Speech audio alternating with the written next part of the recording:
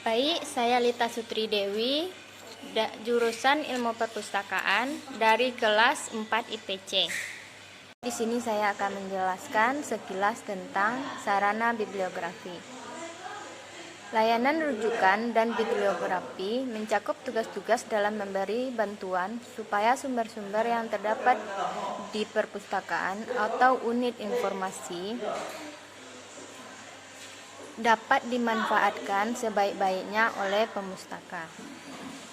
Layanan reference atau rujukan merupakan layanan yang menjawab pertanyaan baik secara langsung, telepon, surat, layanan dengan cara menunjukkan dokumen, orang atau lembaga yang dapat memberikan informasi yang dibutuhkan. Ada 3 fungsi koleksi perpustakaan, di antaranya yang pertama, fungsi pendidikan. Fungsi pendidikan adalah untuk menunjang program pendidikan sepanjang masa, yaitu koleksi-koleksi yang sesuai dan relevan untuk jenis dan tingkat pendidikan masyarakat pemakainya. Yang kedua, fungsi rujukan atau reference, untuk memberi bantuan kepada pemakai dengan menyediakan sarana bibliografi dan sumber-sumber rujukan yang diperlukan dalam penelusuran informasi. Yang ketiga, fungsi umum, berhubungan dengan tugas perpustakaan dalam menyediakan berbagai macam sumber informasi dari berbagai subjek atau disiplin ilmu. Adapun sumber informasi ini terbagi 2. Yang pertama, sumber informasi secara primer dan sumber informasi sekunder. Sumber informasi primer di sini adalah karya asli yang melaporkan hasil penelitian ilmiah, merupakan hasil pengamatan, deskripsi produk, dan menyiarkan hasil kesimpulan dari satu penelitian. Seperti majalah ilmiah, laporan penelitian, laporan pertemuan ilmiah atau proceeding, paten, standar, literatur niaga, tesis, dan disertasi doktor.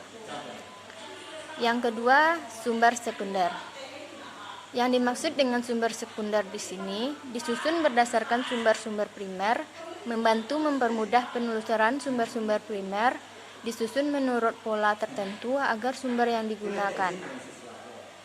Pengetahuan yang didapat bukan pengetahuan baru, melainkan pengetahuan olahan.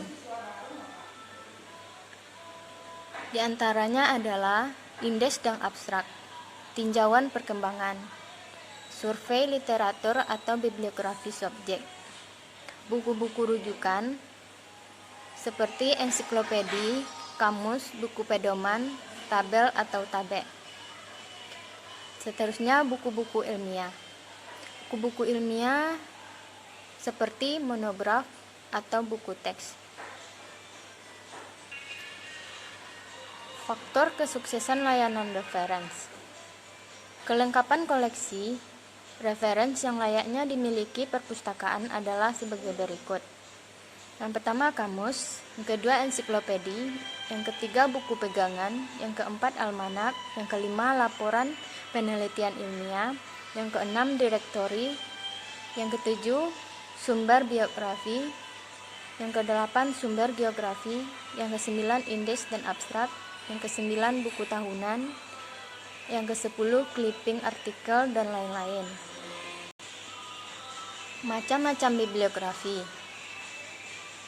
Macam-macam bibliografi. Yang pertama, bibliografi universal, mencangkup semua terbitan, tidak terbatas pada subjek, daerah, waktu, bahasa, juga tidak terbatas pada bentuk terbitan. Yang kedua, bibliografi khusus atau subjek. Yang ketiga, bibliografi nasional, bahan-bahan yang diterbitkan di suatu negara atau daerah. Yang keempat, trade bibliografi. Bibliografi perdagangan komersial merupakan output dari satu negara atau lebih, mencakup buku-buku yang in-print. Yang kelima, bibliografi, yaitu daftar buku yang dirancang oleh dan tentang orang tersebut, terbitan mengenai perorangan atau daftar yang ditulis oleh orang lain. Yang keenam, bibliografi of bibliografi. Daftar dari bibliografi yang mencakup seluruh terbitan di dunia. Selanjutnya, tujuan penyusunan bibliografi. Yang pertama, untuk menyusun bibliografi tentang subjek tertentu. Yang kedua, untuk memperluas promosi. Yang ketiga, untuk memperluas karya tulis. Yang keempat, untuk keperluan khusus. Yang kelima, atas permintaan pejabat atau maksud tertentu.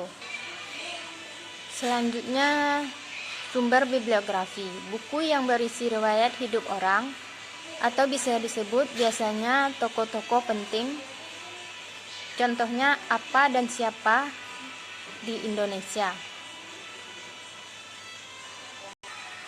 Baik, hanya itu yang bisa saya jelaskan tentang sarana bibliografi.